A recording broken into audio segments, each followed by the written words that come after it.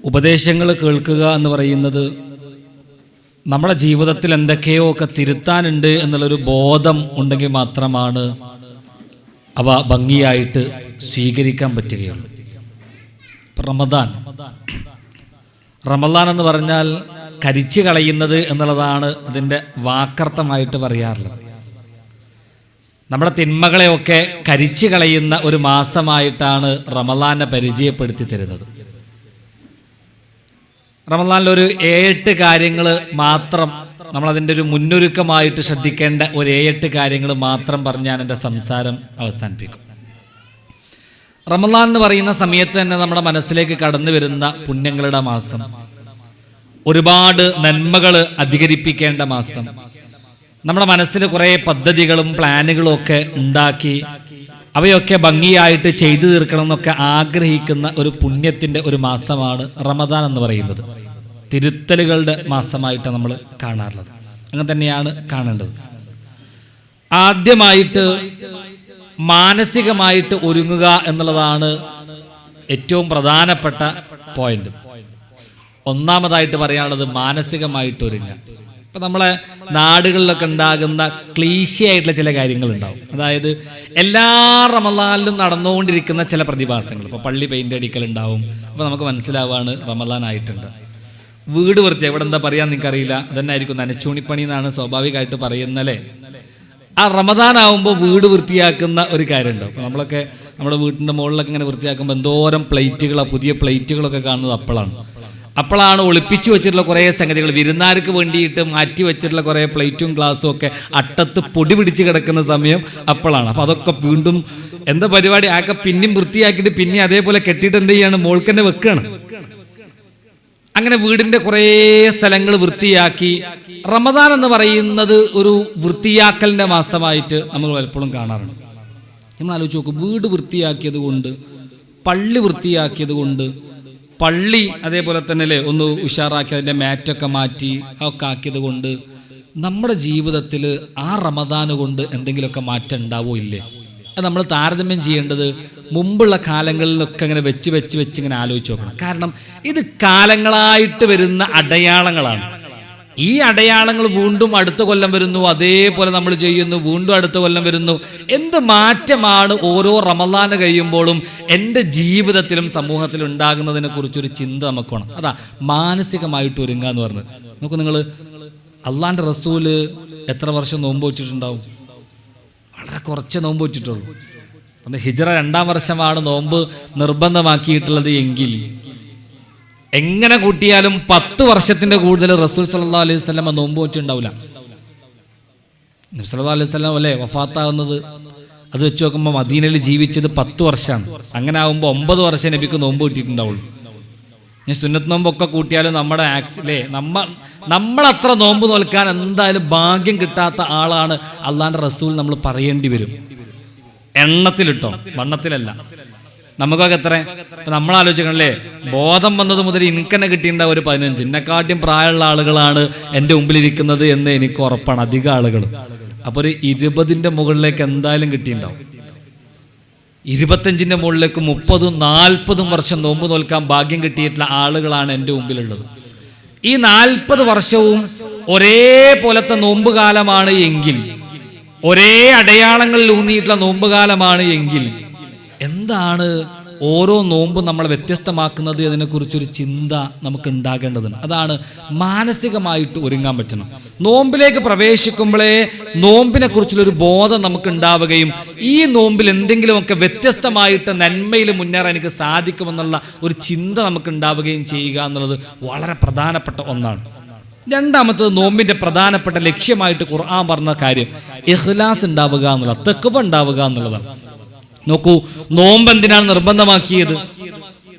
യാ അയ്യുഹല്ലദീന ആമനൂ കുതിബ അലൈക്കുമുസ് സിയാമു കമാ കുതിബ അലല്ലദീന മിൻ ഖബ്ലിക്കും ലഅല്ലക്കും തത്തഖൂൻ. ലഅല്ലക്കും തത്തഖൂൻ ആണ് ഏറ്റവും പ്രധാനപ്പെട്ട കാര്യം. നോമ്പ് നിർബന്ധമാക്കിയിട്ടുള്ളത് നിങ്ങൾ ഏറ്റവും നല്ല സൂക്ഷ്മത കൈവരിക്കാൻ വേണ്ടിയിട്ടാണ്. എന്ത് പ്രയോഗം അറിയോ? ശരിക്ക് ഏറ്റവും നല്ല റമളാൻ മാസമാകുമ്പോൾ അള്ളാഹ്ക്ക് പറയായിരുന്നു നല്ല നന്മ ചെയ്യുന്നവൻ ആര് എന്ന് അറിയാൻ വേണ്ടിയിട്ടാണ്. ധാരാളം നന്മ ചെയ്യുന്ന ആളുകളെ കണ്ടെത്താൻ വേണ്ടിയിട്ടാണ് നോമ്പ് നിർബന്ധമാക്കിയെന്ന് പറയായിരുന്നു, അല്ലെ വേറെ എന്തെങ്കിലുമൊക്കെ പറയായിരുന്നു അല്ലേ. പക്ഷേ അവിടെ പറഞ്ഞു വച്ചിട്ടുള്ളത് അളന്ന് മുറിച്ചിട്ടുള്ള വാക്കാണ്. നിങ്ങളിൽ ആരാണ് സൂക്ഷ്മത കൈവരിക്കുന്നത് എന്ന് അറിയാൻ വേണ്ടിയിട്ടാണ് നോമ്പ് നിർബന്ധമാക്കിയെന്ന്. കാരണം ഓരോ മനുഷ്യന്റെ സൂക്ഷ്മതയുടെ അളവും വ്യത്യസ്തമായിരിക്കും. പള്ളിയിൽ ഒന്നാമത്തെ സൊഫിൽ ഉണ്ടാവുക എന്ന് പറയുന്നത് മാത്രം അടയാളമല്ല. അപ്പൊ നോക്കൂ, നിങ്ങൾ നോമ്പാവുമ്പോൾ സാധാരണ ഉണ്ടാകുന്ന നേരത്തെ പറഞ്ഞ അടയാളങ്ങൾ ഉണ്ടാവും. എന്താ ഉണ്ടാവുക? ഏത് നേരത്തെ എണീക്കാത്തവനും എന്ത് ചെയ്യും? നേരത്തെ എണീക്കും. ഓനൊക്കെ നോമ്പിന്റെ പവിത്രത മനസ്സിലാക്കിയിട്ടില്ല. പിന്നെ 30 ദിവസം ലോക്കാണ്, കുടുങ്ങി. ഇനി എന്ത് ചെയ്യണം? അത്താഴത്തിന് എണീക്കാൻ, നോമ്പ് പിടിക്കാനില്ല, അതുകൊണ്ട് എണീക്കുന്ന കുറെ ആൾക്കാരുണ്ട്. പെണ്ണുങ്ങളെ എടുത്ത് നോക്ക് നിങ്ങൾ. നമ്മൾ നോമ്പില്ലേ എപ്പോഴാണ് എണീക്കുക? 4 മണിക്ക് എന്തായാലും എണീക്കും അല്ലേ. നമ്മൾ എൻ്റെ ഉമ്മക്ക് എണീക്കുന്നത് ആ കണക്ക് വെച്ച് പറയാം. 4 മണിക്ക് വീട്ടിൽ എന്തായാലും എണീക്കും. നോമ്പ് കഴിഞ്ഞാലും ഇതേ സമയത്ത് എണീക്കുന്ന എത്ര ആൾക്കാരുണ്ടാവും? വെറുതെ ഒന്ന് എടുത്തു നോക്കി നിങ്ങൾ. കൈയൊന്നും വെറുതെ നമ്മളോട് ചോദിച്ചാൽ മതി. എത്ര ആൾക്കാരുണ്ടോ നോമ്പ് കഴിഞ്ഞാൽ ഇതേപോലെ എണീക്കുന്നത്? നമ്മൾ അറിയാതെ എണീറ്റ് പോയാലും പറയും നോമ്പൊന്നുമല്ലോ, കുറച്ചുകൂടെ അടുത്ത് കിടക്കാം, സുബഹിയാവട്ടെ. നമ്മൾ അതിലേക്ക് വരുമ്പോൾ പറയാം, ഈ നോമ്പാകുന്ന സമയത്ത് ഉണ്ടാകുന്ന ചില മാറ്റങ്ങളുണ്ട്.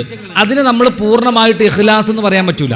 നോമ്പിന് പള്ളിയിൽ കാണുന്ന ഒരാള് നന്നായിട്ട് ഈമാൻ വർദ്ധിച്ചതുകൊണ്ടും അത് ഓക്കെ ആയതുകൊണ്ട് ആ പള്ളിയിൽ വന്നെന്നൊന്നും ഉറപ്പിച്ചു പറയാൻ പറ്റൂല.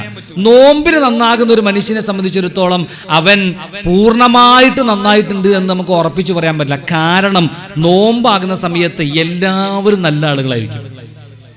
നോമ്പിലെ കണ്ടു സിഗരറ്റ് വലിക്കാൻ സ്ഥിരമായിട്ട് സിഗരറ്റ് വലിക്കുന്ന ആൾക്കാരൊക്കെ പിടിച്ചു നിന്നിട്ട് സുബഹി മുതൽ മഗ്രിബ് വരെ പിടിച്ചു നിന്ന് മഗ്രിബ് നിസ്കാരം കഴിഞ്ഞ ഒരൊറ്റ ഓട്ട. എന്നിട്ട് അവിടെ എവിടെയെങ്കിലും പെട്ടിപ്പീടിയെ പോയിട്ട് 2, 3 നേരത്തെ പറഞ്ഞില്ലേ, നേരത്തെ സഹിച്ച് പിടിച്ചു നിന്നതൊക്കെ വലിച്ചു തീർക്കുന്ന കുറെ ആൾക്കാരുണ്ട്. ഓമ്പ് എന്തിനാ നോമ്പ് പോയിട്ട് ആലോചിക്കണം. നോമ്പായി കഴിഞ്ഞാൽ നമ്മൾ പ്രയോഗിക്കുന്ന ചില വാക്കുകളുണ്ട് അല്ലേ, സാധാരണ പ്രയോഗിക്കുന്ന ചില വാക്കുകളാ.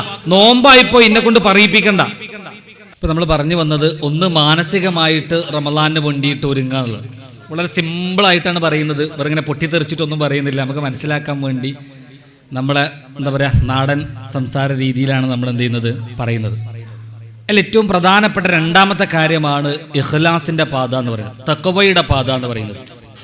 ഖുർആൻ എന്തിനാണ് നോമ്പ് നിർബന്ധമാക്കിയത് എന്ന് പറഞ്ഞെടുത്ത് ലഅല്ലക്കും തത്തഖൂൻ എന്നാണ് പ്രയോഗിച്ചിട്ടുള്ളത്. നോക്കൂ നിങ്ങൾ, സൂക്ഷ്മത കൈവരിക്കാൻ വേണ്ടിയിട്ടാണ് നോമ്പ് നിർബന്ധമാക്കിയിട്ടുള്ളത്. അവിടെ നമ്മൾ മനസ്സിലാക്കേണ്ടത്, നമുക്ക് ഓരോരുത്തർക്കും ഓരോ രീതിയിലുള്ള സൂക്ഷ്മതാബോധമാണ് ഉണ്ടാവുക. എനിക്ക് എൻ്റെ ഭാഗം എവിടെയാണ് ക്ലിയർ ചെയ്യേണ്ടത് എന്നതിനെക്കുറിച്ച് ധാരണ ഉണ്ടാകുന്നത് എനിക്ക് മാത്രമാണ്. നമസ്കാരം കൃത്യമായി കൊണ്ടുപോകുന്ന ഒരു മനുഷ്യനെ സംബന്ധിച്ചിടത്തോളം അവന് ആ നമസ്കാര വിഷയത്തിൽ ചിലപ്പോൾ വലിയ സൂക്ഷ്മത വേണ്ടി വന്നിരുന്നില്ല. എന്നാൽ ആ മനുഷ്യൻ ചിലപ്പോൾ സംസാര വിഷയത്തിൽ വളരെ പരാജയപ്പെട്ട മനുഷ്യനായിരിക്കും. അപ്പൊ നമസ്കാര വിഷയത്തിൽ ആ സൂക്ഷ്മത നിലനിർത്തിക്കൊണ്ട് തന്നെ സംസാര വിഷയത്തിൽ സൂക്ഷ്മത കൊണ്ടുവരാൻ ഈ റമളാൻ കൊണ്ട് എനിക്ക് സാധിക്കണം. അപ്പൊ എനിക്ക് എവിടെയാണോ അള്ളാഹുവിനെ കുറിച്ച് ഓർക്കാനുള്ള സാധ്യതകൾ നഷ്ടപ്പെട്ടു പോകുന്നത്, പടച്ചവനെ ഓർക്കുന്നതിൽ നിന്ന് എൻ്റെ മനസ്സ് എവിടെയാണോ വഴുതി വീണു പോകുന്നത്, ആ സ്ഥലത്ത് സൂക്ഷ്മതാബോധം കൊണ്ട് ഈ റമളാൻ മാസം ശക്തിപ്പെടുത്താൻ സാധിക്കുക എന്നുള്ളത് വളരെ പ്രധാനപ്പെട്ട ഒരു കാര്യമാണ്. നമ്മൾ പലപ്പോഴും എന്താ ചെയ്യാന്നറിയോ, നമ്മൾ ഈ റമളാനിലേക്ക് പ്രവേശിക്കുമ്പോൾ എല്ലാവരും ചോദിക്കുന്ന ഒരു ചോദ്യം, അല്ലെങ്കിൽ എല്ലാവരുടെ മനസ്സിലുണ്ടാകുന്ന ചിന്ത എന്ന് പറയുന്നത് നന്മകൾ അധികരിപ്പിക്കുക എന്നുള്ളതായിരിക്കും. ധാരാളം നന്മ ചെയ്യുക എന്നുള്ളതായിരിക്കും. എങ്ങനെയാണ് കൂടുതൽ നന്മ ചെയ്യാൻ പറ്റുക, കൂടുതൽ നല്ല കാര്യങ്ങൾ ചെയ്താൽ എന്താ ചെയ്യാൻ എങ്ങനെ ചെയ്യാൻ പറ്റുക, അതിന് എന്തൊക്കെ ചെയ്യേണ്ടതുണ്ട്, അതിനെങ്ങനെയൊക്കെയാണ് അതിൻ്റെ പ്രതിഫലങ്ങൾ എങ്ങനെയൊക്കെയാണെന്ന് പലപ്പോഴും അന്വേഷിക്കാറുണ്ട്. പക്ഷെ പല മനുഷ്യരും ആ ഉള്ള തിന്മയെക്കുറിച്ച് ചിന്തിക്കാറില്ല എന്നുള്ളത് വളരെ സങ്കടകരമായിട്ടുള്ള അവസ്ഥ. ഇപ്പം നമ്മൾ ശരിക്കും നോമ്പിനെ കുറിച്ച് പറയാറുള്ളത് ഒരു സർവീസാണ്. നമ്മളൊരു വണ്ടി സർവീസ് ചെയ്യാൻ കൊടുക്കുമ്പോൾ ആ വണ്ടി സർവീസ് സെന്ററിൽ കൊണ്ടു കൊടുത്താൽ നമ്മൾ അതിൻ്റെ കംപ്ലയിൻസ് ഒക്കെ പറഞ്ഞു കൊടുക്കും. അതിൻ്റെ ഇപ്പം കാറാണ് കൊടുക്കുന്നതെങ്കിൽ നമ്മൾ പറയും അതിൻ്റെ സ്റ്റെയറിംഗ് ഒന്ന് റെഡിയാകുന്നില്ല, അതിനെ കുറച്ച് ടൈറ്റ് ഉണ്ട്, അതൊന്ന് റെഡിയാക്കണം. അതിൻ്റെ ക്ലച്ചും ബ്രേക്കുലേ അതൊക്കെ ഒന്ന് ലെവലാക്കാനുണ്ട്, ഡോറിന് ചെറിയൊരു ലൂസ് ഉണ്ട്, ഡോർ ഒന്ന് റെഡിയാക്കണ്ട. അങ്ങനെ എണ്ണി പറഞ്ഞൊരു 8-10 കംപ്ലയിൻസ് ഉണ്ടാവും. ഇത് റെഡിയാക്കാൻ വേണ്ടിയിട്ട് സർവീസ് സെന്ററിൽ നമ്മൾ കൊടുക്കുന്നു. ഏകദേശം 2 ആഴ്ച കഴിഞ്ഞ് വണ്ടി നമ്മുടെ കയ്യിൽ കിട്ടി. ഈ 2 ആഴ്ച നമ്മൾ വളരെ ബുദ്ധിമുട്ടിയിട്ടാണ് എന്ത് ചെയ്യുന്നത്, നമ്മുടെ സാധാരണ ചെയ്യുന്ന ജോലിയുടെ ആവശ്യങ്ങളോ മറ്റോ ഒക്കെ ബുദ്ധിമുട്ടിയിട്ടാണ് കഴിഞ്ഞു പോയത്. 2 ആഴ്ച കഴിഞ്ഞിട്ട് ഈ വണ്ടി കിട്ടിയിട്ട് നമ്മൾ പറഞ്ഞ ഒരു കാര്യവും ശരിയാക്കാതാണ് വണ്ടി തന്നെങ്കിലോ, സ്റ്റിയറിംഗ് അതേപോലെ ഉണ്ട്, ക്ലച്ചും ഗിയറും ബ്രേക്കും ഒക്കെ അതേപോലെ തന്നെ ഉണ്ട്, ഡോറൊന്നും മാറ്റിയിട്ടില്ല. സ്വാഭാവികമായിട്ടും നമ്മൾ ആ വർക്ക്ഷോപ്പിൽ പോയി അല്ലെങ്കിൽ ആ എന്താ പറയുക സർവീസ് സെൻറ്ററിൽ പോയിട്ട് എന്ത് ചെയ്യും, ആ ആളെ 2 ചീത്തെങ്കിലും വിളിക്കും. കാരണം എന്താ, നമ്മൾ ഒന്നും റെഡി ആയിട്ടില്ലല്ലോ അല്ലേ, പിന്നെ എന്തിനാ ഇപ്പോൾ വണ്ടി ഇവിടെ വെച്ചേ കാര്യങ്ങളൊക്കെ. ശരിക്കും ഇതേപോലെയാണ് റമളാൻ എന്ന് പറയുന്നത്. റമളാൻ കഴിഞ്ഞ് റമളാനിൽ നിന്ന് നമ്മൾ ഇറങ്ങുമ്പോൾ, റമളാൻ വിട പറയുമ്പോൾ, ആ റമളാൻ കൊണ്ട് നമ്മൾ ഉണ്ടാകേണ്ട ഒരു പ്രയാസവും പ്രശ്നവും എഡിറ്റ് ചെയ്യാൻ പറ്റിയിട്ടില്ല എങ്കിൽ, ക്ലീൻ ചെയ്യാൻ പറ്റിയിട്ടില്ല എങ്കിൽ, ക്ലിയർ ചെയ്യാൻ പറ്റിയിട്ടില്ല എങ്കിൽ ആ റമളാൻ കൊണ്ട് നമുക്ക് ഒരു മാറ്റവും ഉണ്ടായിട്ടുണ്ടാവില്ല. അതാണ് റസൂല് 3 ആമീൻ പറഞ്ഞ സന്ദർഭം നമുക്ക് എല്ലാവർക്കും അറിയാം.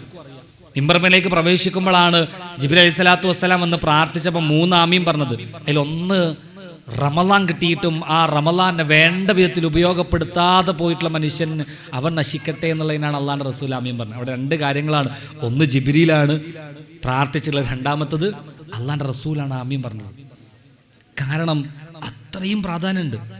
9 നേരത്തെ പറഞ്ഞ പോലെ 30 വർഷം നോമ്പ് നോൽക്കാൻ ഭാഗ്യം കിട്ടിയിട്ടും ഈ 30 വർഷവും ഒരേപോലെയാണ് പോയതെന്ന് പറഞ്ഞാൽ, 30 വർഷവും എൻ്റെ ജീവിതത്തിൽ ഞാൻ മാറ്റിയെടുക്കേണ്ട കാര്യങ്ങളൊന്നും മാറ്റിയെടുക്കാൻ സാധ്യമാകാതെ സ്ഥിരമായി ചെയ്യുന്ന ആദത്തുകൾ, ശീലങ്ങൾ മാത്രമാണ് എല്ലാ റമളാനും കൊണ്ടും പോയിട്ടുള്ളത് എന്ന് പറഞ്ഞാൽ എന്തോരം സങ്കടം ഉണ്ടാവും നമുക്ക്. എക്സാം എഴുതി കഴിഞ്ഞൊരു കുട്ടി ആ എക്സാം കഴിഞ്ഞതിന് ശേഷം പറയാറുണ്ട്, ഒരവസരം കൂടി കിട്ടിയിരുന്നെങ്കിൽ ഭംഗിയായിട്ട് എഴുതാമായിരുന്നു എന്ന്. അങ്ങനെ ആ കുട്ടിക്ക് ഒരവസരം കൂടി കിട്ടിയിട്ടും ഭംഗിയായിട്ട് എഴുതാൻ പറ്റാതെ വീണ്ടും ഒരവസരം കൂടി കിട്ടിയാൽ നന്നാക്കായിരുന്നു. അതിങ്ങനെ ആവർത്തിച്ചുകൊണ്ടിരിക്കുന്ന ഈ വാക്കുകൾക്കപ്പുറത്ത് അവനക്ക് കിട്ടുന്ന സാധ്യതകളെയും അവസരങ്ങളെയും ഉപയോഗപ്പെടുത്തുന്നില്ല എങ്കിൽ എന്ത് നഷ്ടപ്പെട്ട മനുഷ്യനായിരിക്കും. നമ്മൾ ആലോചിച്ച് നോക്കേണ്ടത്, നമുക്ക് റമളാൻ കിട്ടിയിട്ട് നമ്മൾ സാധാരണ പോകുന്ന ശീലങ്ങൾക്കപ്പുറത്തേക്ക് എൻ്റെ ഈമാൻ വർദ്ധിപ്പിക്കാൻ വേണ്ടി, എൻ്റെ നന്മകളെ അധികരിപ്പിക്കാൻ വേണ്ടിയിട്ട്, എൻ്റെ തിന്മകളെ കുറയ്ക്കാൻ വേണ്ടിയിട്ടൊക്കെ എന്തൊക്കെ ചെയ്യുന്നുണ്ട് എന്നതിനെക്കുറിച്ചൊരു ചിന്ത നമുക്ക് നിരന്തരം ഉണ്ടാകേണ്ടതുണ്ട്. അത് ഞാൻ നേരത്തെ പറഞ്ഞ ട്രെൻഡിനനുസരിച്ച് നോമ്പ് വിൽക്കുന്നവരുണ്ടാവും. റമളാൻ ആയല്ലോ 30 നോറ്റ് തീർക്കണ്ടേ എന്ന് വിചാരിച്ച് നോമ്പ് വിൽക്കുന്നവരുണ്ടാവും. ഞാൻ പറയാനുള്ള കാരണം, നമ്മൾ പള്ളിയിലൊക്കെ എടുത്തു നോക്കി, ഓരോ അടയാളങ്ങൾ എടുത്തു നോക്കി മനസ്സിലാവും. നോമ്പ് കാലങ്ങളിൽ പള്ളി എടുത്തു നോക്കിക്കഴിഞ്ഞാൽ എല്ലാ മനുഷ്യരും പള്ളിയിലുണ്ടാവും. എന്നാൽ നോമ്പിന് മാത്രം പറഞ്ഞിട്ടുള്ള നിസ്കാരം ഇല്ല. ഫർള് ഉണ്ടോ? നോമ്പിന് മാത്രം പറഞ്ഞ ഏത് ഫർള് നിസ്കാരമുള്ളത്? ഈ 5 വക്ത് നമസ്കാരം അല്ലാതെ അതിൻ്റെ ഇടയിൽ ഒരു നമസ്കാരത്തെ കുറിച്ച് പഠിപ്പിച്ചു തന്നിട്ടില്ല. പിന്നെ തറാവിയും ഖിയാമുല്ലയിലും തഹജ്ജുദും ഒക്കെ ആണെങ്കിൽ എപ്പോഴും ഉള്ള തന്നെയാണ്. നമ്മൾ നോമ്പിന് തറാവിയായിട്ട് കൂടി നമസ്കരിക്കുമ്പോൾ നമ്മുടെ മനസ്സിലേക്ക് നോമ്പിനാണ് ഇത് വരുന്നത് എന്നുള്ളൊരു കാര്യമുണ്ട്. പക്ഷെ അതിൻ്റെ അപ്പുറത്തേക്കുള്ള സുബഹിയും ദുഹറും അസറും മഗ്രിബും ഇശാവും ഒക്കെ എപ്പോഴുള്ളതാ? നോമ്പല്ലാത്തപ്പോഴുള്ളതാണ്. എന്തിനാണ് നോമ്പിന് മാത്രം പള്ളിയിൽ ഇത്രയും തോന്നെ ആളുകൾ? നോമ്പിന് ശേഷം എവിടെയാ പള്ളി കാലിയാവുന്നത്? എങ്ങനെയാ? നോമ്പിന് ശേഷത്തിലേക്കും പോകണ്ട. സ്ഥിരമായിട്ട് പള്ളിയിൽ പോണവർക്ക് ഓരോ ദിവസത്തിലും അതിൻ്റെ വേരിയേഷൻ മനസ്സിലാവും. ആദ്യത്തെ 10 പോയാൽ സാധാരണ ഇക്കാമത്ത് കൊടുക്കുന്ന ആള് പുറത്തായിരിക്കും. മൂപ്പരൻ അന്തം വിട്ടു, എന്തപ്പത് അല്ലേ? എന്നും ഇക്കാമത്ത് കൊടുക്കാൻ കറക്റ്റ് ടൈമിന് വരുന്ന ഒരാൾ ആദ്യത്തെ 10 പുറത്തായിരിക്കും. അന്ന് കുറേ പുതിയ മുഖങ്ങളുണ്ടാവും. ഇതെല്ലാം നോമ്പിന് ആവർത്തിച്ചു വരുന്ന കാര്യങ്ങളാണ്. പക്ഷേ ആദ്യത്തെ 10 കഴിയുമ്പോഴത്തേക്ക് പള്ളി മിനാരങ്ങൾ വീണ്ടും പഴയ പോലെ തന്നെ ആകുന്ന ഒരുപാട് പള്ളികളുണ്ട്. എല്ലാ പള്ളിയും അങ്ങനെയാണെന്നല്ല, പക്ഷെ ഒരുപാട് പള്ളികളുണ്ട്. കാരണം ഒരു ശീലമായി, ട്രെൻഡായി, അല്ലെങ്കിൽ ചെയ്യണമല്ലോ എന്ന് വിചാരിച്ചിട്ടൊക്കെ ചെയ്യുന്ന ആളുകളും ഈ റമളാനെ വരവേൽക്കുന്ന ആളുകളുണ്ട്. പക്ഷെ അതിൻ്റെ അപ്പുറത്തേക്ക് നമ്മുടെ ജീവിതത്തിൽ എന്താണ് ഈമാനികമായിട്ട് റമളാൻ മാറ്റിയെടുക്കാൻ പോകുന്നതിനെ കുറിച്ചൊരു ഇമാജിൻ നമുക്ക് വേണം. ഞാനൊരു വീടുണ്ടാക്കുമ്പോൾ ആ വീടിനെ കുറിച്ചുള്ളൊരു ധാരണ നമുക്കുണ്ടാവും. ഈ വീടുണ്ടാക്കുമ്പോൾ ഈ വീട് അങ്ങനെ എങ്ങനെയെങ്കിലൊക്കെ ഒന്ന് ആയിക്കോട്ടെ എന്നൊന്നും വീടുണ്ടാക്കുന്ന ആൾ പറയൂല. പിന്നെ അതിൻ്റെ ഓരോ പോയിന്റും എന്തൊക്കെ വേണം, എങ്ങനെ വേണം, എവിടെ വേണം, എല്ലാം ഭംഗിയായി ഒക്കെ റെഡി ആയിട്ട് വീട്ടുകൂടലൊക്കെ കഴിക്കുള്ളൂ. അത് കുറച്ച് സമയം എടുത്താലും വേണ്ടില്ല, അത് അവിടെ റെഡി ആവണം എന്നൊക്കെ പറയാറുണ്ട്. അതെല്ലാ കാര്യവും അങ്ങനെ തന്നെയാണ്. ഇതേപോലെ റമളാനിലേക്ക് പ്രവേശിക്കുന്നതിന് മുമ്പേ ആ 30 ദിവസത്തെ എത്രയാണോ കിട്ടുന്നത് ആ ദിവസത്തെ എങ്ങനെ ക്രമീകരിക്കണമെന്നും എന്ത് ചെയ്യണമെന്നും എന്തൊക്കെ ചെയ്യാൻ പാടില്ല എന്നതിനെക്കുറിച്ചും കൃത്യമായിട്ടുള്ള ഒരു റൂട്ട് നമുക്ക് ഉണ്ടാവുക എന്നുള്ളത് വളരെ പ്രധാനമാണ്. ഇതൊക്കെ എന്താ പറയുക, നേരത്തെ പറഞ്ഞ പോലെ ഫസ്റ്റൊക്കെ ഭയങ്കര ശ്രദ്ധ ഉണ്ടാവും, പിന്നെ ഈ ശീലങ്ങളായിട്ട് പോകും. നമുക്ക് 2026 തുടങ്ങി, ഇപ്പം എത്രയായി? ജനുവരിയൊക്കെ എന്തോരം പെട്ടെന്നാ പോയേ. നമുക്ക് തന്നെ അത്ഭുത. ഇതേപോലെ റമളാൻ 1, 2, 3 എണ്ണും. കുറച്ച് കഴിഞ്ഞാൽ എണ്ണ ഓർമ്മ ഉണ്ടാവില്ല. ഒരു 15, 16 ആയി കഴിഞ്ഞാൽ നമ്മൾ തന്നെ ചോദിക്കൂ എത്ര നോമ്പായി. അപ്പം നമ്മൾ തന്നെ പറയുകയാണെന്ത്, എന്നേ ഇപ്പം തുടങ്ങിയെന്നാ ചോദിക്കുക. എന്നേ തുടങ്ങിയേ? കാരണം എന്നാ തുടങ്ങിയത് അത് കിട്ടിയാലേ എണ്ണാൻ പറ്റുള്ളൂ. എന്നാൽ ഓരോ നോമ്പും കൃത്യമായിട്ട് എണ്ണിപ്പോകുന്ന ഒരാൾക്ക്, എഡിറ്റ് ചെയ്ത് പോകുന്ന ഒരാൾക്ക് ഇന്ന് 10 പറ്റാത്ത 11 തീർക്കണം, അങ്ങനെ 11 12 ഒക്കെ ബോധമുള്ള മനുഷ്യനായിരിക്കും. എണ്ണത്തിൽ കിട്ടാത്തത് ഈമാന്റെ കുറവ് എന്നല്ല കേട്ടോ, പക്ഷേ കൃത്യമായിട്ട് എണ്ണി തിട്ടപ്പെടുത്താൻ അങ്ങനെ ചിന്തിക്കുന്ന, എന്തൊക്കെ മാറ്റമാണ് വരുത്തേണ്ടത് എന്ന് ചിന്തിക്കുന്ന മനുഷ്യരുണ്ടാവും.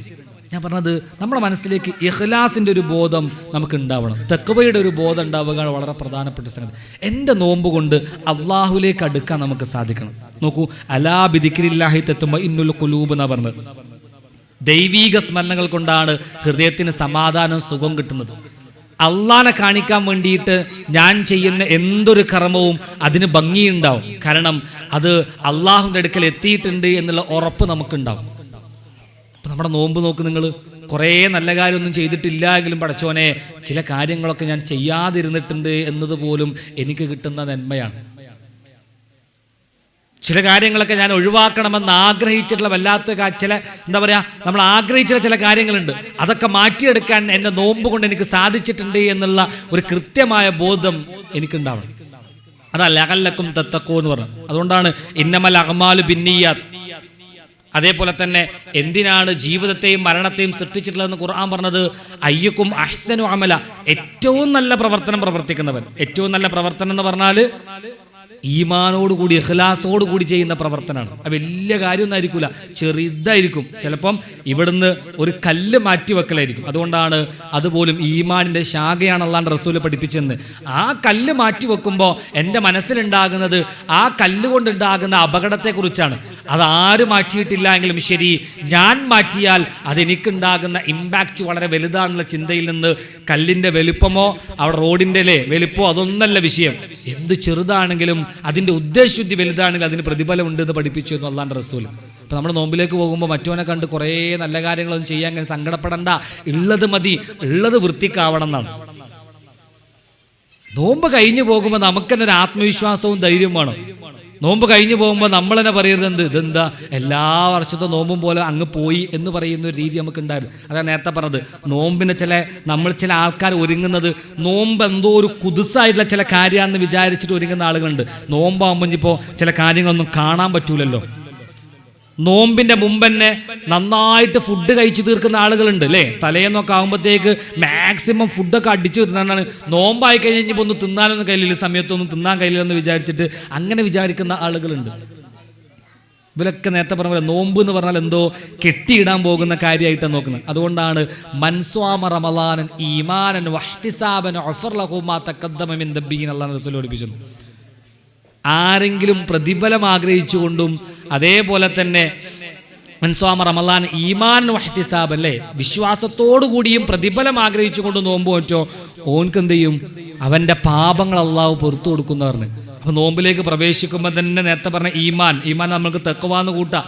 നമ്മളല്ലേ ഉദ്ദേശിച്ച് റെഡിയാക്കണം. പഠിച്ചോനെ ഈ നോമ്പിനെങ്കിലും എന്തെങ്കിലും ഒരു മാറ്റം വേണം, ഈ നോമ്പിനെങ്കിലും ചില കാര്യങ്ങളൊക്കെ റെഡിയാക്കാനുണ്ട്, ഇങ്ങനെയൊന്നും പോയാൽ പോരാന്ന ചിന്തയോടുകൂടി നോമ്പിലേക്ക് പ്രവേശിക്കുന്ന മനുഷ്യൻ ഈമാനോടുകൂടി വഹ്തിസാബൻ പ്രതിഫലം കിട്ടണമെന്ന് ആഗ്രഹിച്ചുകൊണ്ട് ഈ നോമ്പ് കഴിയുമ്പോഴത്തേക്ക് പടച്ചോനെ എന്തെങ്കിലുമൊക്കെ നല്ല കാര്യങ്ങൾ ചെയ്ത് നന്മകൾ അധികരിപ്പിക്കുന്ന അല്ലേ അള്ളാഹിൻ്റെ അടുക്കൽ തുലാസിൽ ഖനം കൂടുന്ന നന്മകളുള്ള ഒരു മനുഷ്യനാക്കിയിട്ട് എന്നെ മാറ്റണേ എന്ന ആഗ്രഹത്തോടു കൂടിയിട്ടും പ്ലാനുകളോട് കൂടിയിട്ടും നോമ്പിലേക്ക് പ്രവേശിക്കുന്ന മനുഷ്യൻ അങ്ങനെയാണ്. അപ്പോൾ നമ്മൾ കുട്ടികളൊക്കെ ഉണ്ടാകുന്ന സമയത്തല്ലേ ചില ആൾക്കാരൊക്കെ ഇപ്പോഴേ നോമ്പിന് നല്ല ഫുഡൊക്കെ കിട്ടുന്ന പള്ളിയുടെ ലിസ്റ്റൊക്കെ ഉണ്ടാക്കിയിട്ടുണ്ട്. ഏടപ്പം നല്ല ഫുഡൊക്കെ കിട്ടുക, ഏത് പള്ളിയിലാ ബിരിയാണി കൊടുക്കുക, ഏത് പള്ളിയിലാ അത് എന്നൊക്കെ കൊടുക്കുന്ന ആൾക്കാരൊക്കെ എന്തുണ്ട്. അങ്ങനത്തെ വാട്സപ്പ് ഗ്രൂപ്പുകളൊക്കെ ഉണ്ടെന്ന് ഒരാൾ പറഞ്ഞതാണ്, അതിശയപ്പെട്ട്. അതിനുള്ള വാട്സപ്പ് ഗ്രൂപ്പുകളൊക്കെ ഉണ്ട്. അപ്പോൾ അതിൻ്റെ ഒരു തമാശ ഭാഗമായിട്ട് നമുക്കതിനെ അങ്ങോട്ട് മാറ്റിയാലും ചിലപ്പോൾ ചില ആൾക്കാർ നോമ്പിന് ഇങ്ങനെയൊക്കെ കാണുന്ന ആളുകളുണ്ട്. നോക്ക് നിങ്ങൾ, നമ്മുടെ നോമ്പ്, നമ്മുടെ ഇഖ്ലാസ് എന്ന് പറയുന്ന ഒന്ന്, തഖ്വ എന്ന് പറയുന്ന ഒരു പ്ലാറ്റ്ഫോം ഇല്ലാതെ നോമ്പ് നമുക്ക് ഭംഗിയാക്കാൻ കഴിയൂല. നമ്മുടെ വിചാരം നേരത്തെ പറഞ്ഞതുപോലെ എല്ലാ വക്തിനും പള്ളിയിൽ പോകുമ്പോഴത്തേക്ക് നോമ്പ് റെഡിയായി എന്നുള്ള വിചാരമുണ്ട്.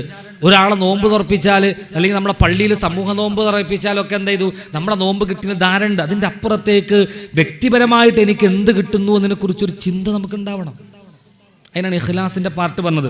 നമ്മുടെ ഉദ്ദേശശുദ്ധിയോടുകൂടി നമ്മുടെ നോമ്പിലേക്ക് പ്രവേശിച്ചു കഴിഞ്ഞാൽ നമ്മുടെ മനസ്സ് അതിലേക്ക് ഇങ്ങോട്ട് പ്രവേശിക്കാം. നോമ്പ് അതിന് മുമ്പേ തന്നെ എന്താണ്, ഇതിലെന്തെങ്കിലുമൊക്കെ ഒരു മാറ്റം വേണം, ഇത് മാത്രം ചിന്തിച്ചാൽ മതി. സാധാരണ പോകുന്നതിൽ നിന്ന് എന്തെങ്കിലുമൊക്കെ ഒരു മാറ്റം വേണം എന്നുള്ളൊരു ചിന്ത നമുക്ക് ഉണ്ടാവുക എന്നുള്ളതാണ്. രണ്ടാമത്തത്, അത് ഇസ്തിഗ്ഫാറിൻ്റെയും തൗബയുടെയും മാസമായിട്ട് നമുക്ക് കാണാൻ പറ്റും. ഇത് വളരെ പ്രധാനമാണ്. ഞാൻ നേരത്തെ പറഞ്ഞൊരു സംഗതിയാണ്, നമ്മളൊരു വണ്ടി സർവീസിന് കൊടുത്തിട്ടേ ആ വണ്ടി തിരിച്ചു കിട്ടുമ്പോൾ ആ വണ്ടിക്ക് നമ്മൾ പ്രതീക്ഷിച്ച ഒരു കാര്യവും ഞാൻ പറഞ്ഞിട്ടുള്ള ഒരു കാര്യവും മാറ്റിയിട്ടില്ല എങ്കിൽ സ്വാഭാവികമായിട്ട് എനിക്ക് ആ വണ്ടി മുന്നോട്ട് കൊണ്ടുപോകുമ്പോൾ വണ്ടിക്ക് ഇനിയിപ്പോൾ ഒരു പ്രയാസം ഇല്ലെങ്കിലും മനസ്സിൽ കുറച്ച് പ്രയാസം ഉണ്ടാവും. ഇത് ശരിയായില്ലല്ലോ, ചിലപ്പോൾ ഒന്നും ഉണ്ടാവില്ല, എന്നാലും ഉണ്ടാവില്ല. ചിലപ്പോൾ സ്റ്റിയറിങ്ങിന് വലിയ പ്രശ്നമൊന്നും ഉണ്ടാവില്ല, എന്നാൽ നമ്മൾ റെഡിയാക്കാൻ പറഞ്ഞിട്ട് റെഡിയാക്കിയില്ലെങ്കിൽ കംപ്ലൈൻറ്റ് തോന്നാനുള്ള പോലെ തോന്നുക ചെയ്യാം. ഇത് ഒരു എന്തോ ഉണ്ട്, അങ്ങനെ ഉണ്ട്, ഇങ്ങനെ ഉണ്ട് എന്നൊക്കെയാണ് തോന്നിയിട്ട് എന്ത് ചെയ്യും, നമുക്ക് കുറേ വസ്വാസങ്ങൾ ഉണ്ടാവും. നോമ്പ് കഴിയുമ്പോഴത്തേക്ക് നമ്മൾ പറഞ്ഞ പോലെ നോമ്പിനുണ്ടാകുന്ന ഈമാനിൻ്റെ ആ ഒരു രൂപമല്ല നോമ്പ് കഴിഞ്ഞാൽ ഉണ്ടാവും. അവയെ മനസ്സിലാവും. നോമ്പിന് നഷ്ടപ്പെട്ട നോമ്പ് പെണ്ണുങ്ങൾക്ക് മനസ്സിലാവും. നോമ്പിന് നഷ്ടപ്പെട്ടു പോയിട്ടുള്ള നോമ്പ് പിന്നീട് എത്ര വേഗത്തിൽ നോറ്റ് വീട്ടാൻ പറ്റും അങ്ങനെ എടുത്തു നോക്കിയാൽ. നോമ്പിൽ 1 or 2 നോമ്പ് നഷ്ടപ്പെട്ടു പോയിട്ടുണ്ട് എന്തെങ്കിലും പ്രയാസം കൊണ്ടൊക്കെ, ആ നോമ്പ് നമ്മൾ എത്ര പെട്ടെന്ന് ആ നോറ്റ് വീട്ടുക, അതിങ്ങനെ ലാഗാവും. നോമ്പിന് ജമാഅത്തിന് വരുന്ന അതേ ഈമാൻ ഉണ്ടാവില്ല നോമ്പ് കഴിഞ്ഞാൽ. അതുകൊണ്ടാണ് നോമ്പിന് പിശാചിനെ നരകത്തിന്റെ വാതിലുകൾ അടയ്ക്കപ്പെടുന്നു, സ്വർഗത്തിന്റെ വാതിലുകൾ തുറക്കപ്പെടുന്നു, പിശാചിനെ ചങ്ങലകളാൽ ബന്ധിക്കപ്പെടുന്നു പറഞ്ഞത് നോമ്പിന്റെ അറ്റ്മോസ്ഫിയർ എന്ന് പറഞ്ഞാൽ നന്മയുടെ അറ്റ്മോസ്ഫിയർ ആണ്. നോമ്പിന് തിന്മ ചെയ്യാൻ പണിയാണ്. വേണ്ടാത്തത് കണ്ടുകൊണ്ടിരിക്കുന്ന മനുഷ്യന് പോലും പറയാണ് നോമ്പല്ലടാ കാണണ്ടെന്ന് പറയും. നമ്മൾ പോലും മക്കളോട് TV കാണുമ്പോൾ പറയില്ലേ നോമ്പല്ലടാ പൂട്ടെന്ന് പറയും. അതിന് നെഗറ്റീവ് അർത്ഥം കൂടി എന്താ, നോമ്പ് കഴിഞ്ഞാൽ കണ്ടോന്നാണ് അതിൻ്റെ ഒരു ആശയം. നോമ്പിന് കാണണ്ടെന്നാ, നോമ്പിന് ചെയ്യണ്ട. അവ നോമ്പിന് ചെയ്യണ്ട, നോമ്പിന് കാണണ്ട, നോമ്പിന് പോകണ്ട, നോമ്പിന് പറയണ്ട എന്ന് പറയുമ്പോൾ അതിൻ്റെ അപ്പുറത്തേക്ക് നോമ്പിന് ഇതൊക്കെ നിർത്തിയാൽ മതി എന്നുള്ളൊരു കൺസെപ്റ്റ് അവിടെ വരുന്നുണ്ട്. അതുകൊണ്ടാണ് നോമ്പ് കഴിയുമ്പോഴത്തേക്ക് ചില ആൾക്കാർ മാറുമ്പോൾ ആ ആളോട് തന്നെ പറയാണ് നോമ്പൊന്നല്ലല്ലോ, എന്താ കണ്ടാൽ നോമ്പൊന്നല്ലല്ലോ, പള്ളിയിൽ പോകണോ, അങ്ങനെയൊക്കെ തോന്നിപ്പോകുന്നത് അതുകൊണ്ടാണ്. തഖ്വയുടെ നേരത്തെ പറഞ്ഞ പോലെ ഈ തൗബയുടെ ഇസ്തിഗ്ഫാറിന്റെ ഈ മാസമായിട്ട് നോമ്പ് നമുക്ക് കാണാൻ പറ്റണം. പ്രിയപ്പെട്ടവർ, നമ്മളെപ്പോഴാണ് കരയുക? നമ്മളാലോചിച്ചൊക്കെ നമ്മുടെ വ്യക്തി ജീവിതത്തിൽ എപ്പോഴാണ് കരയുക? നമ്മുടെ മനസ്സൊക്കെ ഒരു സംഗതി കൊള്ളുമ്പോഴാണ് കരയുക എന്ന് പറയാം അല്ലേ. ഇപ്പോൾ ഇവിടെ ഒരു അപകടം പറ്റിയാണ്, റോഡ് അപകടം പറ്റി, ഒരാൾ അപകടത്തിൽപ്പെട്ടാൽ നമുക്ക് കരച്ചിൽ വന്നോളണമെന്നില്ല. ഒരു വിഷമമൊക്കെ ഉണ്ടാവും ഉള്ളിൽ, ഇങ്ങനെ ഒരു വിങ്ങലും കാര്യങ്ങളൊക്കെ ഉണ്ട്, പക്ഷെ കരഞ്ഞോളണമെന്നില്ല. പക്ഷെ അത് എൻ്റെ ഉമ്മയോ എൻ്റെ ഉപ്പയോ എനിക്ക് ഏറ്റവും വേണ്ടപ്പെട്ട എൻ്റെ മക്കളോ ആരെങ്കിലും ആണെങ്കിൽ ചിലപ്പോൾ അറിയാതെ കണ്ണ് നനഞ്ഞു. ആ കരച്ചിൽ എന്ന് പറയുന്നത് എൻ്റെ ഹൃദയത്തിൽ ഇങ്ങനെ കൊള്ളുമ്പോഴാണ്. നമ്മൾ ആത്മാർത്ഥമായിട്ട് ആലോചിച്ച് നോക്കുക, അള്ളാഹുവിനെ ഓർത്തിട്ട് നമുക്ക് എപ്പോഴെങ്കിലും കരയാൻ പറ്റിയിട്ടുണ്ടോ എന്ന്. ഞാനൊക്കെ നമ്മളോട് ഇങ്ങനെ ചോദിക്കുന്ന ഒരു ചോദ്യമാണ്, അള്ളാഹിനെ ഓർത്തിട്ട് എപ്പോഴാണ് കരഞ്ഞെന്ന്. നമ്മൾ ചിലപ്പോൾ സാമ്പത്തിക പ്രയാസം ആലോചിച്ചിട്ട് വീട്ടിലാരെങ്കിലും മരണപ്പെട്ടു പോയാൽ ഏറ്റവും വേണ്ടപ്പെട്ട ഒരാൾക്ക് എന്തെങ്കിലും പ്രയാസം ഉണ്ടാകുമ്പോഴൊക്കെ നമ്മുടെ കണ്ണുകളും എല്ലാം നനഞ്ഞിട്ടുണ്ടാവും. പക്ഷേ ഞാൻ ചെയ്ത തെറ്റുകളെ ഓർത്തിട്ടും ഞാൻ ചെയ്യാതെ പോയ നന്മകളെ ഓർത്തിട്ടും ഞാൻ വീണ്ടും വീണ്ടും ബാക്കിയാക്കി വെച്ച ഇസ്തിഗ്ഫാറിനെ കുറിച്ച് ഓർത്തിട്ടൊക്കെ എപ്പോഴെങ്കിലുമൊക്കെ എൻ്റെ കണ്ണുകൾ നനഞ്ഞിട്ടുണ്ടോ എന്ന് ആലോചിക്കുക. അള്ളാഹിനെ ഓർത്ത് കരയുന്ന കണ്ണുകൾ നരകം സ്പർശിക്കൂല എന്ന് പറഞ്ഞിട്ടുണ്ട്. ഹർഷിന്റെ തണൽ പറഞ്ഞു കൊടുത്ത് അള്ളാഹിനെ ഓർത്ത് കരയുന്ന കണ്ണുകൾക്ക് അല്ലെങ്കിൽ ആ മനുഷ്യന് ഹർഷിന്റെ തണലുണ്ടാവുന്ന അള്ളാഹിന്റെ റസൂല് പഠിപ്പിച്ചു തന്നിട്ടുണ്ട്. അങ്ങനെയെങ്കിൽ എപ്പോഴാണ് ഒരു മനുഷ്യന് കരയാൻ പറ്റുക? നമ്മൾ ആലോചിക്കണം. തെറ്റുകളില്ലാത്ത മനുഷ്യനല്ലല്ലോ നമ്മൾ. പക്ഷേ ആ തെറ്റുകളെ തെറ്റായിപ്പോയി ചെയ്തത് എന്ന ബോധത്തോടു കൂടി അള്ളാഹിന്റെ മുമ്പിൽ പറയാത്തത് കൊണ്ടാണ് കണ്ണുകൾ നനയാത്തത്. ഞാൻ ചെയ്തു പോയിട്ടുള്ള തെറ്റുകൾ പടച്ചോനെ തെറ്റാണ്, ഇത് വലിയ തെറ്റാണ്, ഇത് ചെയ്ത ആളോട് സന്ദർഭം സാഹചര്യം സമയമൊക്കെ എൻ്റെ മനസ്സിലേക്ക് ഓടി വരുമ്പോൾ എൻ്റെ കണ്ണുകൾ മെല്ലെ നനയും. കാരണം ആ തെറ്റിനെ ഓർത്ത് ഞാൻ വല്ലാണ്ട് സങ്കടപ്പെടുന്നുണ്ടാവും. നമ്മളെ പ്രാർത്ഥന എങ്ങനെയായിരിക്കും, ഇസ്തിഗ്ഫാർ എങ്ങനെയായിരിക്കും നോക്കൂ നിങ്ങൾ. നമ്മൾ ഭയങ്കര ആത്മവിശ്വാസത്തിലാണ് അള്ളാഹിനോട് എന്ത് ചെയ്യുക, ഇസ്തിഗ്ഫാർ പോലും പ്രാർത്ഥിക്കുക. ശരിക്ക് ആത്മവിശ്വാസം പ്രാർത്ഥന സ്വീകരിക്കുന്നിടത്ത് വേണം. പക്ഷെ പ്രാർത്ഥിക്കുന്ന സമയത്ത് അമിതമായ ആത്മവിശ്വാസം ഉണ്ടാകാൻ പാടില്ല. ഞാൻ പ്രാർത്ഥിച്ചാൽ കേൾക്കും, ഞാനൊക്കെ പ്രാർത്ഥിച്ചാലേ കേൾക്കുള്ളൂ, ഞാനൊക്കെ അല്ലാതെ പിന്നെ ആര് പ്രാർത്ഥിച്ചാലേ കേൾക്കുക, ഈ ഒരു കൺസെപ്റ്റ് പ്രാർത്ഥനയിൽ ഉണ്ടാകാൻ പാടില്ല. പ്രാർത്ഥനയിൽ വിനയം വേണം.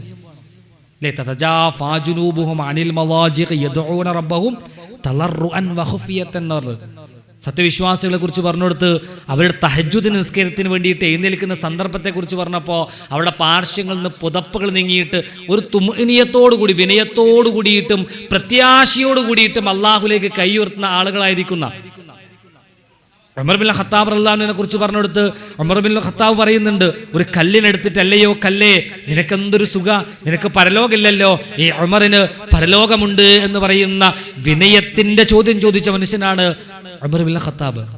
വിനയാണ്. ഉമർ ബിൻ ഖത്താബൊക്കെ കുറേ നന്മ ചെയ്ത മനുഷ്യനാണ്. ഉമർലാനോടെങ്കിലും പറയല്ലേ, ഉമറും ഫിൽ ജന്ന എന്ന് അള്ളാന്റെ റസൂൽ മുഖത്ത് നോക്കി പറഞ്ഞതാ, ഞാനൊക്കെ സ്വർഗം ഉറപ്പിച്ചൊരു മനുഷ്യനാ, അതുകൊണ്ട് പടച്ചോനെ ഇന്ന കാര്യങ്ങളൊക്കെ ചെയ്തിട്ട് നീ പൊരുത്തപ്പെട്ട് തരണേ എന്ന് 1 or 2 വാക്കിൽ നിർത്താം. പക്ഷേ അത്രമേൽ താഴ്ന്നിറങ്ങിക്കൊണ്ട് വിനയത്തോടുകൂടി പടച്ചോനെ നീ എൻ്റെ ഉടമയാണ്, ഞാൻ നിന്റെ അടിമയാണ്, അത്രമേൽ താഴ്മയോട് കൂടിയിട്ട് അള്ളാഹിനോട് പ്രാർത്ഥിക്കാന്ന് പറഞ്ഞാൽ അതിന് കുറച്ച് സമയമൊക്കെ എടുക്കേണ്ടി വരും. ആ സമയമെടുക്കാനുള്ള ഏറ്റവും സുന്ദരമായിട്ടുള്ള മാസമാണ് റമളാൻ എന്ന് പറഞ്ഞാൽ. ഈ റമളാൻ ഇരിക്കുന്നത് പോലെ നിങ്ങൾ എന്തൊക്കെ ഇരുന്നാലും നിങ്ങൾക്ക് പ്രത്യേകമായ സാഹചര്യം വരാതെ അള്ളാഹിൻ്റെ മുമ്പിൽ ഇരിക്കാൻ പറ്റില്ല. ഞാൻ വീണ്ടും പറയാണ്, പ്രത്യേകമായ സാഹചര്യം എന്ന് പറഞ്ഞാൽ ഒന്നുകിൽ രോഗം വരണം, സാമ്പത്തിക പ്രയാസം വരണം, വേറെ എന്തെങ്കിലും ബുദ്ധിമുട്ട് വരുമ്പോൾ മാത്രം എന്ത് ചെയ്യും, നമ്മൾ അള്ളാഹിൻ്റെ മുമ്പിൽ കുറേ നേരം ഇരിക്കും അല്ലേ. ചില ഹോസ്പിറ്റലിലൊക്കെ എൻ്റെ ആരെങ്കിലുമൊക്കെ അഡ്മിറ്റ് ആയി കഴിഞ്ഞാൽ ആ ഹോസ്പിറ്റലിലെ പള്ളിയിൽ നിന്ന് എണീക്കാത്ത ആൾക്കാരുണ്ട്. അതങ്ങനെ തന്നെ വേണം. പക്ഷേ ആ അസുഖം മാറിക്കഴിഞ്ഞാലും അതേപോലെ പള്ളിയിൽ എത്ര നേരം ഇരിക്കുന്നുണ്ട് എന്നതിനെക്കുറിച്ച് ഞാൻ ആലോചിക്കണം. എനിക്കൊരു സാമ്പത്തിക പ്രയാസം വരുമ്പോൾ അള്ളാ എന്ന് നിരന്തരം വിളിച്ചുകൊണ്ടിരിക്കുന്ന എൻ്റെ ചുണ്ടുകൾ ആ സാമ്പത്തിക പ്രയാസത്തെ നീക്കം ചെയ്യുമ്പോൾ അള്ളാ എന്ന് പറയുന്ന വിളി എവിടെയാണ് അസ്തമിച്ചു പോകുന്നത് എന്നതിനെക്കുറിച്ചൊരു ചിന്ത നമുക്ക് വേണം. നമുക്ക് ആവശ്യം ഉണ്ടാകുമ്പോൾ മാത്രം അള്ളാഹിലേക്ക് പോവുക, തെറ്റ് ചെയ്യുമ്പോൾ മാത്രം അള്ളാഹിനോട് ആ സമയത്ത് മാത്രം പ്രാർത്ഥിച്ചുകൊണ്ട് അങ്ങനെ ഒരു ഇസ്തിഗ്ഫാർ മാത്രം ചെയ്ത് ഇങ്ങനെ പോവുക. അതിൻ്റെ അപ്പുറത്തേക്ക് എപ്പോഴും അള്ളാഹിലേക്ക് അടുക്കാൻ പറ്റുന്നൊരു മനുഷ്യൻ, അവൻ്റെ ആ മനസ്സെന്ന് പറയുന്നത് ഭയങ്കര ക്ലീൻ ആയിരിക്കും. നമ്മൾക്ക് അല്ലാഹു ബഅദു ബൈനി എന്നൊക്കെ പ്രാർത്ഥന നമ്മളതിൻ്റെ അർത്ഥം പഠിച്ചു നോക്കുമ്പോൾ മനസ്സ് ക്ലീൻ ആക്കുക എന്നുള്ളതാണ്. ആ 3 സെൻറ്റൻസ് 3 അല്ലേ, ആ ഒരു സ്റ്റേറ്റ്മെൻറ്റ് എടുത്ത് നോക്കി കഴിഞ്ഞാൽ ഒക്കെ മനസ്സിനാണ്. നന്മ എന്ത് ചെയ്യണം, നിൻ്റെ 2 ഭാഗത്ത് മശ്രിഖ് വൽ മഗ്രിബിലേക്ക് എന്ത് ചെയ്യണം, എൻ്റെ നന്മ തിന്മകൾ മാറ്റിയിട്ട് തിന്മകളായിട്ട് മാറ്റണം എന്നാണ്. രണ്ടാമത്തെ വെള്ള വസ്ത്രം കഴുകി വൃത്തിയാക്കുന്നത് പോലെ ഞാൻ അത് എങ്ങനെ കഴുകണം, അതാണ് ആലിപ്പായം കൊണ്ടും വെള്ളം കൊണ്ടും ഒക്കെ കഴുകി വൃത്തിയാക്കണം എന്ന് പറഞ്ഞാൽ മനസ്സ് ക്ലീൻ ആക്കിയിട്ട് പടച്ചോനെ കിബിറില്ലാതെ നിന്നിലേക്ക് സമീപിക്കാൻ എന്നെ കൊണ്ട് സാധ്യമാക്കണേ എന്നുള്ള പ്രാർത്ഥന.